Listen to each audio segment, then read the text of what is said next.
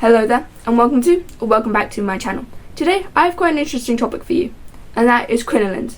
How is that interesting, you may ask? Well, what if I told you that this created a small revolution in women's fashion?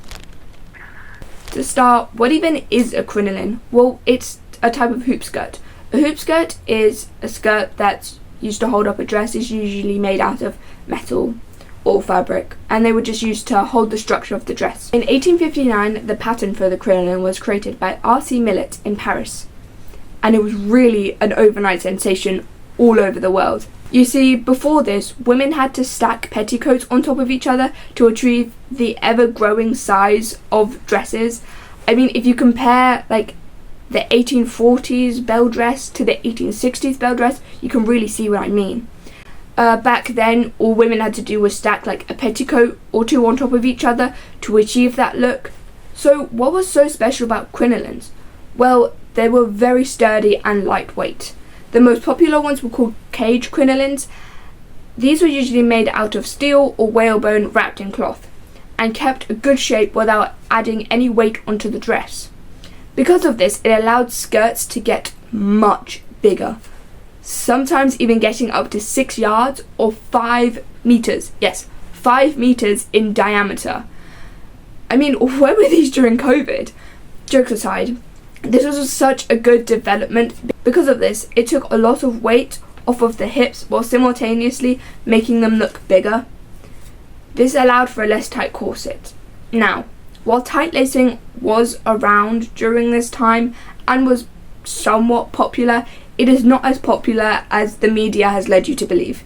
I mean, even people in the Victorian era were against it. I mean, there's so much nuance to corsets that they really do need their own video. I mean, they were such a staple during this time and throughout history. I mean, people back in like the Tudor time were wearing corsets.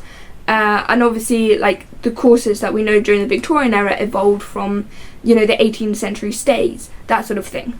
I mean, like, men thought that women had to wear corsets, otherwise their organs would fall out because they were so delicate. Obviously, that's ridiculous, but it goes to show just how much of a staple corset and corsetry was during this period. And during this time, corsets were being able to be done up at the front rather than at the back. This meant if you didn't have a lady's maid or you didn't have like a friend, you could easily do it up yourself, which made it much more accessible to the working class. Prior to this, people would just make their own corsets at home, so no matter what class you were, you wore these. I could go on, really. It annoys me that people still believe in the tight lacing conspiracy. I mean, I did not watch Wuthering Heights 2026 for a myriad of different reasons, but like the last nail in the coffin was truly the tight lacing scene. I mean, come on. I know it was like artistic liberty or whatever, the film. It doesn't matter. Let's continue on to the actual video. But yeah, I imagine to the women who were tight lacing, it was such a relief to be able to loosen the pressure a bit while still achieving the same silhouette. Speaking of the silhouette, it was also enhanced because of the changes in the waistline. You see, crinolines were worn on the smallest part of the waist, further enhancing, you know, the silhouette that they were trying to get. Also, because of the availability and the ease of manufacturing, all women of all classes could afford crinolines. This was obviously to the dismay of the upper classes, and many housemaids were banned from wearing them. Only the lady of the house could wear them. But it's such an interesting development that all women could wear these, which was quite rare for this period, having something accessible to all the classes. To be fair, I mean, having them sort of banned in these houses might have been for the best. Something we'll touch on in just a second. The bigger skirts also proved to have another benefit, keeping men away. Yeah, men hated these. Because of the diameter, it made it harder for men to harass women. Obviously, it wasn't a cure-all, certainly not, but it allowed for more distance between a woman and a man, which made it harder for men to do things.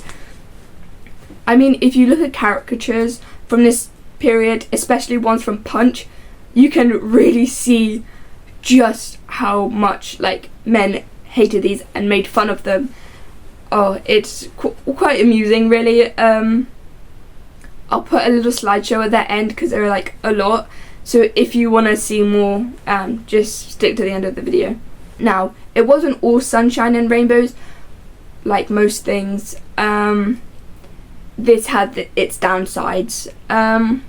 For one, women had to relearn to walk in these giant skirts, to avoid bumping into things and tripping over them.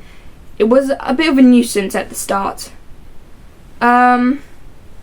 They also had to be much more careful about sitting or bending over, as these crinolines would, hold the skirt in place so much that their skirt would easily lift, so they had to relearn how to sit and do that without exposing their ankles and their undergarments. This is why I said that it was probably better for housemaids to not wear them, because they're bending over to doing sweeping and exposing everything. So that was pretty big downside. People who opted for the bigger skirt found alleyways or walking down the street or getting into carriages or just doing anything very difficult, as you would expect from giant skirts. But hey, it's fashion. Arguably the worst thing, however, was that these were extremely flammable. The crinolines themselves weren't made out of the most flammable material, but the dresses certainly were, and the sheer size of them made them a very big hazard.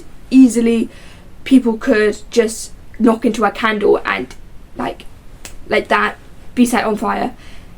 There are horror stories that I've read about just women catching fire. It's awful. Probably the worst tragedy caused by crinolines was the Iglesia de la Compañía fire in 1863. In the Chilean town of Santiago, people were partaking in the celebration of the Feast of the Immaculate Conception in a small church, the Iglesia de la Compañía. When suddenly a fire broke out. The church was lined with oil lamps and candles, and it was really a fire waiting to happen. But yeah, a fire broke out and all hell broke loose.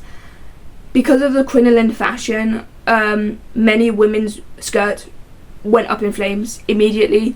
The sheer size meant people were trampled and the doors were blocked because women couldn't get through the doors. 2,000 to 3,000 people died in this tragedy. Genuinely so awful. And that, obviously crinolines weren't the thing at fault, but just think about how many people's lives could have been saved without the giant skirts. Yeah, it's awful, but that's sort of just what happened, I suppose. So, all in all, crinolines were absolutely a wonderful addition to the women's wardrobe, but like most things, came with a downside. Now, this was obviously just a retrospective on crinolines. If you want to know more about this sort of history, I will have all my sources linked in the description. They go into more detail about this sort of thing. I hope this video was somewhat interesting though. And if you like fashion history, consider subscribing and sticking around as I make similar videos to this. But yeah, I hope you have a fabulous day or night. Bye bye.